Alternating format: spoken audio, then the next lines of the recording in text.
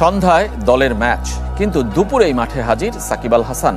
Match খেলতে বা দেখতে নয়, অনুশীলন করতে। চোখের সমস্যা ভোগাচ্ছে ব্যাটিংকে। সাকিব যদি ইন্ডিয়ার হয়ে খেলতেন, ওই গ্লোবাল রেকগনিশনটা তিনি খুব ভালো মতো পেতেন। বিমল কুমার নামে একজন ইন্ডিয়ান সাংবাদিক পরিবার রোহিত শর্মা কেউ একজন হবেন, লাঞ্চ করতে বসে মেলবোর্নে তাকে একটা কথা বলেছিলেন যে विमल भाई अगर ये खिलाड़ी साकिब अल हसन इंडिया से खेला होता ना आप लोग ना जाने क्या करते। এর বাংলা হচ্ছে সাকিব আল হাসান যদি ভারতের হয়ে খেলতেন, মিডিয়া তাকে কতই না এক্সপোজার দিত। বাংলাদেশ আর ইন্ডিয়ার মধ্যে সবচেয়ে বড় পার্থক্যের জায়গাটা কোথায় জানেন? সবচেয়ে বড় পার্থক্যের জায়গাটা হচ্ছে দেশ প্রেমের জায়গা। যে আমাদের বাংলাদেশে নিজের দেশকে ছোট করা, নিজের দেশকে হেয় করে কথা বলার মধ্যে এক ধরনের একটা কুলনেস আছে।